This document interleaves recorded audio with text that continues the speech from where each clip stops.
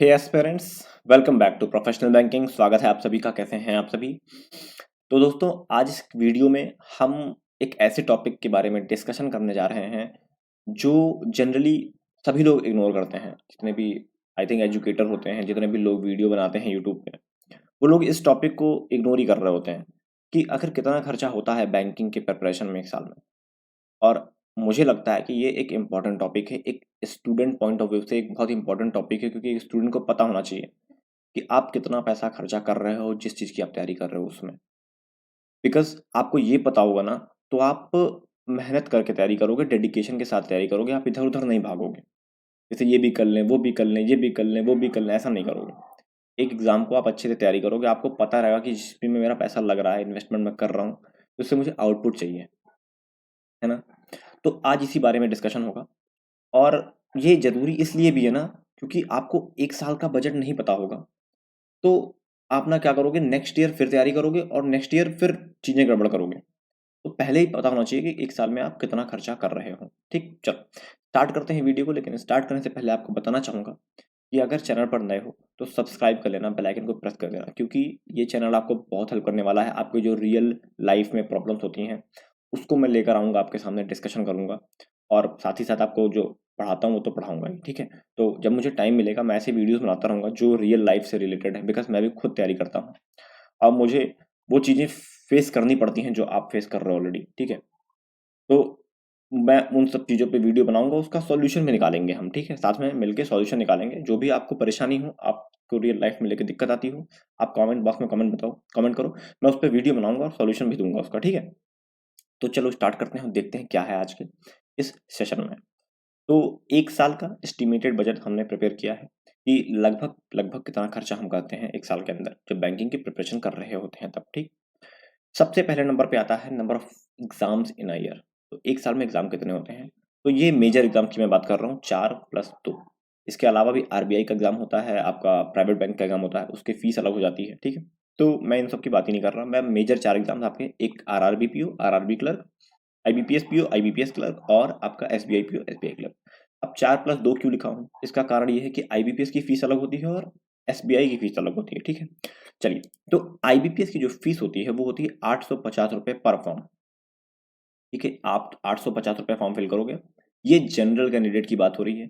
ST और SC candidate की fees already कम होती है, ठीक है? तो आप लोग टेंशन मत लेना। ये जो बजट निकल के आएगा अभी लास्ट में, उस बजट से आपका बहुत कम लगने वाला है। एंड डिवाइडेड बाई 2 कर देना, डिवाइड बाई 3 कर देना उसको। 2 या 3 से डिवाइड कर देना, मतलब उसका आधे का आधा भी लगने वाला है, याद रखो। और डिवाइड बाई 4 भी कर सकते हो आप, ठीक है?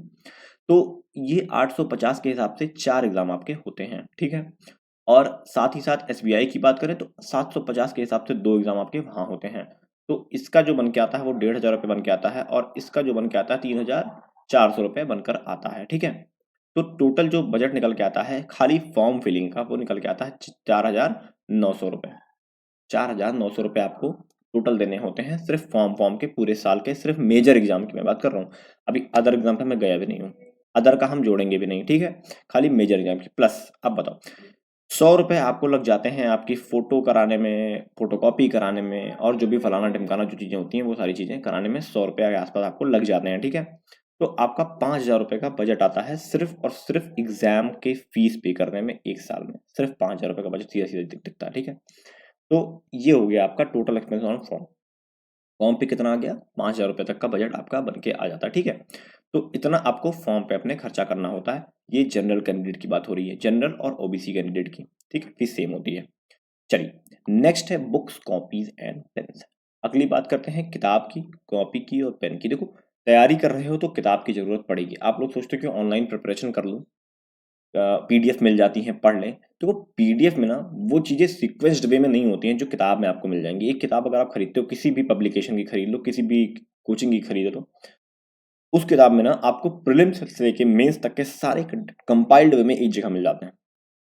और ये मेरा एक्सपीरियंस कहता है कि अगर आप किसी किताब को 3 बार मिनिमम लगा लो, 3 बार पूरी किताब खत्म कर लो आके, तो कोई ऐसा एग्ज़ाम है जो निकलेगा नहीं। कोई ऐसा एग्ज़ाम है नहीं है जो ना निकले, ठीक है? तो बहुत आराम से निकल जाएगा। तो किताब और बुक, कॉपी, पेन की अगर हम बात करें, तो ₹500 पर बुक्स के हिसाब से हर बुक आपको 500 की रेंज में मिल जाएगी। 4 किताबें होती हैं बैंकिंग में, एक होती है इंग्लिश, एक होती है रीजनिंग, एक होती है मैथ और एक होती है बीए बैंकिंग अवेयरनेस। बीए और जीए मिला के आता, ठीक है। तो ये मैं एवरेज मोटा मोटा मान रहा हूँ, कोई किताब 600 में चली जाती है, कोई किताब 300 में आ जाएगी। तो 500 का मैं एक एवरेज मान के चल रहा हूँ कि 500 रुपये में आपको एक किताब मिल जाएगी, तो 2000 रुपये का आपका किताब टोटल पड़ जाएगा, ठीक है। 2000 रुपये में आपको किताब मिल जाएगी, इससे अंदर ही मिलेगी, इसके बाहर नहीं जाना पड़ेगा आपको, ठीक है। उसमें कुछ पैसे बच भी जाएंगे आपके, ठीक। नेक्स्ट आते हैं total expenses on copies and pains. Copy और पेन की अगर बात करें तो एक साथ आप कॉपी ले लो, स्पाइरल कॉपी होती है, 6 कॉपी खरीद लो, एक साल आपका बहुत आराम से निकल जाएगा।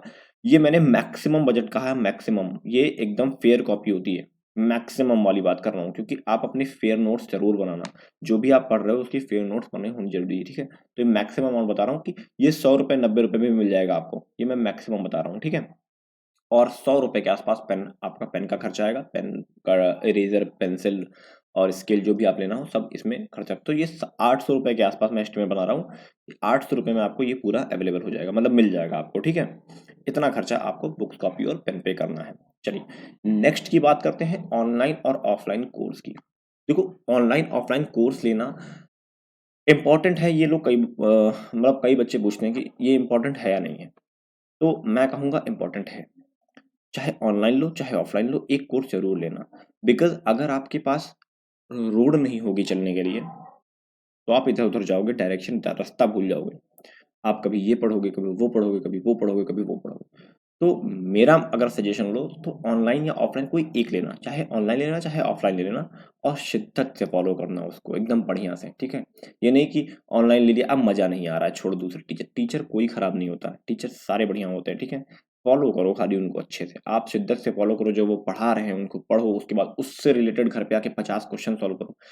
एक आप ऑनलाइन ऑनलाइन ऑफलाइन कोर्स ले लोगे तो बुक आपके पास ही है, बुक में आए आपने उसकी पढ़ाई कर लिया अच्छे से, ठीक है, रिवीजन कर लिया उसका, वो भी दिक्कत परेशानी आई आपने पूछ लिया। और मेरा सजेशन है, मेरा पर्सनल सजेशन है, मैं दोनों से पढ़ चुका हूँ, ऑनलाइन मैंने पढ़ाई की है और ऑफलाइन मैं पढ़ रहा हूँ, फिलहाल ऑफलाइन पढ़ाई कर रहा हूँ। मेरा पर्सनल सजेशन है ऑफलाइन के थ्रू जाना। रीजन क्या है इसका, रीजन ये है कि आपको जब लाइव डाउट आएगा ना, तो आप सीधे जाके टीचर से पूछ सकते हो, सामने आपके रहेगा। ऑनलाइन में थोड़ा सा ये मैंने डिसएडवांटेज देखा है कि डायरेक्ट टीचर आपको नहीं बता पाता, बड़े बड़े टीचर होते हैं उनके पास हजारों बच्चे आते हैं, वो आपका डाउट नहीं ले पाते हैं, ठीक है। या तो फिर आप उतना महंगा कोचिंग ज्वाइन करो कि लाइव 1 to 1 डाउट लें, और वो उसमें भी नहीं ले पाते, टीचर के पास टाइम नहीं होता इतना ना। लेकिन ऑफलाइन में आप टीचर से जाके कभी भी, ऐसा नहीं कि ऑनलाइन में आपको 1 साल बाद आपका कोर्स एंड हो जाएगा फिर आप नहीं पूछ सकते डाउट, लेकिन ऑफलाइन में आप 1 साल 2 साल 3 साल जब चाहो जाओ, टीचर से मिलो, टीचर से पर्सनल कनेक्शन बन जाता है। अगर आप सीरियस बच्चे हो तो टीचर आपकी रिस्पेक्ट भी करते हैं, टीचर आपको अलग से सजेशन देंगे, मोटिवेशन देंगे, वहाँ पे आपको अलग से हेल्प करते हैं, ठीक है। तो मेरा पर्सनल सजेशन है कि ऑफलाइन कोचिंग के थ्रू जाओ, ऑफलाइन कोचिंग में शिद्दत से फॉलो करो उस कोचिंग को, ठीक है। बाकी आपकी मर्जी है, आप ऑनलाइन भी फॉलो कर सकते हो, ऑनलाइन भी अच्छा होता है, कई लोग ऑनलाइन सिलेक्शन लेते हैं, ठीक है, जो अच्छे बच्चे होते हैं, जो सीरियस बच्चे होते हैं, अच्छे क्या सीरियस बच्चे थोड़े होते हैं, थोड़े ऑनलाइन में आपको डिसिप्लिन दिखानी पड़ती है, खुद से सब कुछ करना होता है, ऑफलाइन में थोड़ा सा जा वहाँ पे तो दूसरों का प्रेशर रहता ही रहता है, ठीक है। तो ऑनलाइन ऑफलाइन कोर्स की अगर बात करें तो 8,000 से 10,000 रुपये का आपका एक बैच आराम से मिल जाएगा, 1 साल का टेंशन फ्री, ठीक, कोई दिक्कत नहीं आएगी आपको, 8,000 मिनिमम और 10,000 मैक्सिमम, इससे ऊपर आपको नहीं जाना पड़ेगा, ठीक है, एक बैच बढ़िया मिल जाएगा आपको, ठीक। चलिए कई बार तो कॉम्बो ऑफर भी आते हैं, ऑनलाइन ऑफलाइन दोनों कराते हैं कई सारे कोचिंग, ठीक है, तो भी देख सकते हो आप तो। चलिए नेक्स्ट देखते हैं मॉक टेस्ट।